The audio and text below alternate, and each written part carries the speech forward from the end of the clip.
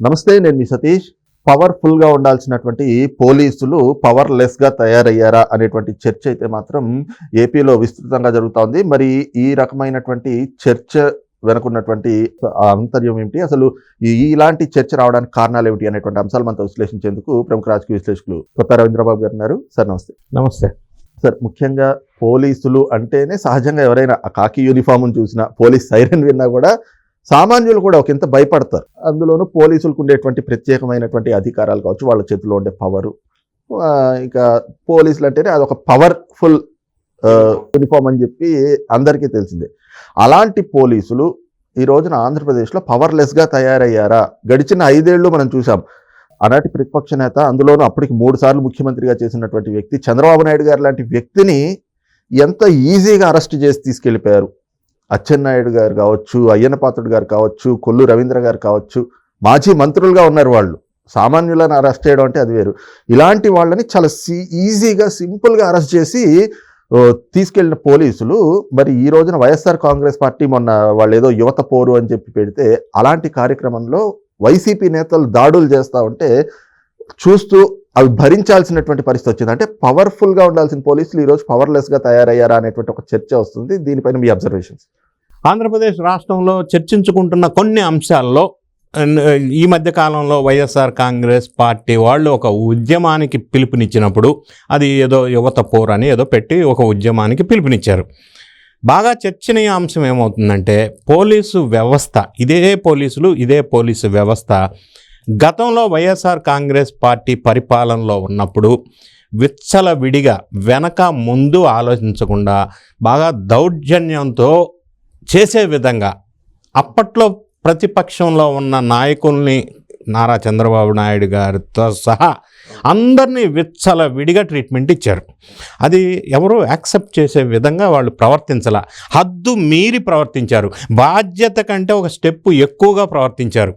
ఎందుకు అంటే జగన్ రెడ్డి గారి కళ్ళల్లో ఆనందం చూడటానికి. కానీ సీన్ కట్ చేస్తే గవర్నమెంట్ మారింది, ఎన్డీఏ ప్రభుత్వం వచ్చింది.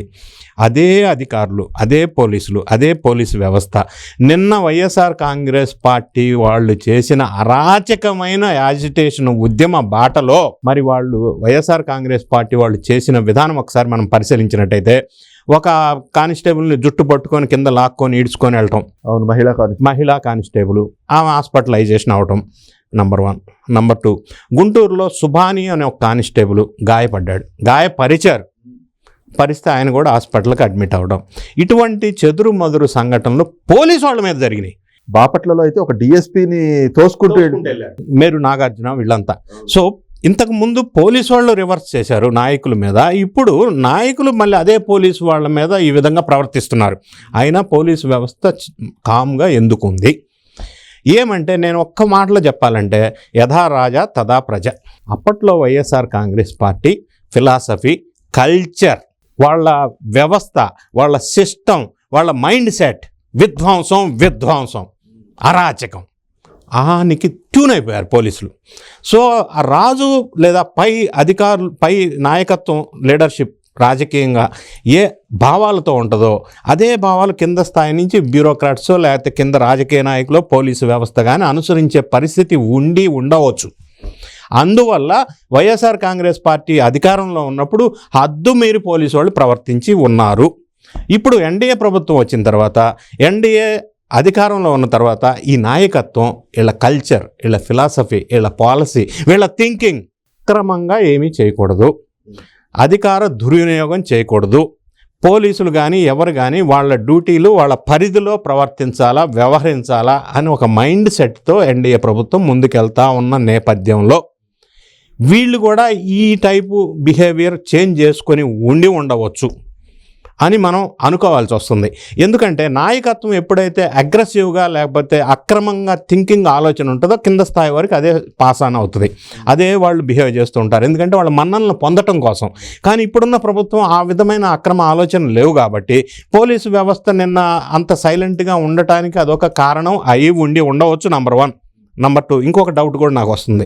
ఇందులో ఈ పోలీసు వ్యవస్థలో కానీ, ఇప్పుడు ఉన్న టోటల్ బ్యూరోక్రాట్ సిస్టంలో కానీ, అధికారుల్లో చాలామంది ఈ రోజుకు కూడా వైఎస్ఆర్ కాంగ్రెస్ పార్టీ అభిమానించే వ్యక్తులు ఉండవచ్చు.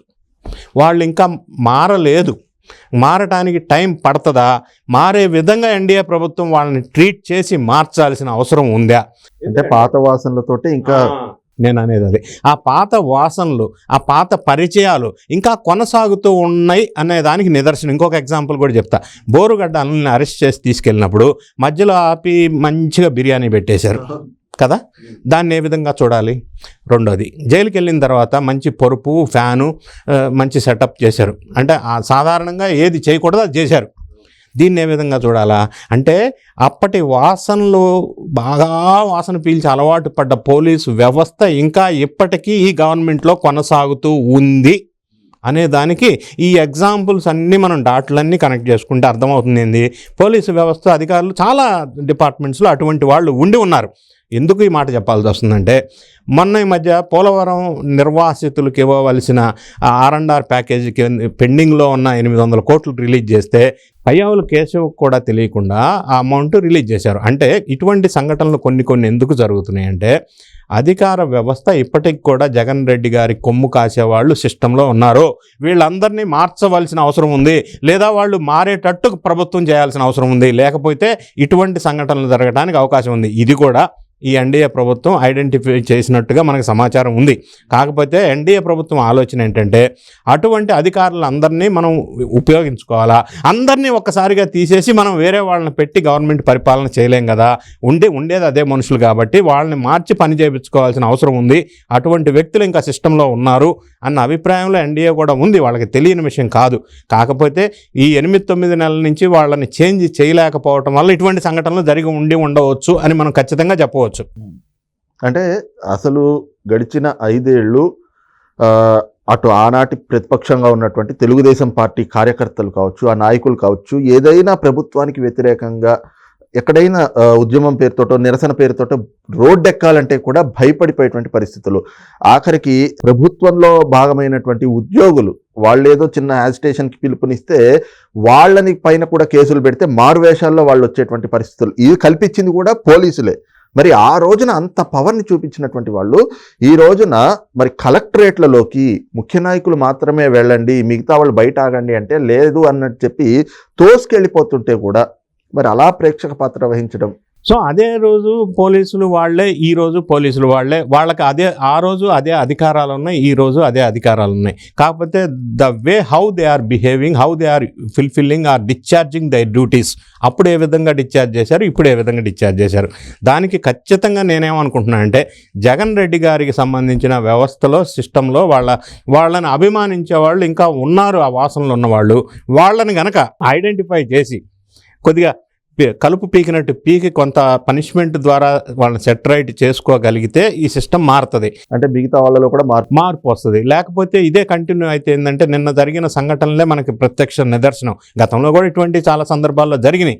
ఇదే విషయం కూడా ఎన్డీఏ గవర్నమెంట్ మీద చాలామంది కామెంట్ చేసిన మాట కూడా నిజమే, వాళ్ళు కూడా యాక్సెప్ట్ చేసిన మాట నిజమే. అవును, ఇంకా అటువంటి పని చేసే వాళ్ళు ఉన్నారు, వ్యవస్థని మార్చాల్సిన అవసరం ఉంది, it will take some time అనే అభిప్రాయంలో ఎన్డీఏ ప్రభుత్వం కూడా ఉంది. దాన్ని కూడా త్వరలోనే సెట్ చేస్తారు. వీళ్ళకి అనుగుణంగా అధికారులు పనిచేసే విధంగా మార్పు తీసుకొచ్చే విధంగా వీళ్ళు ప్రయత్నం చేస్తారనేది వాస్తవం. Thank you.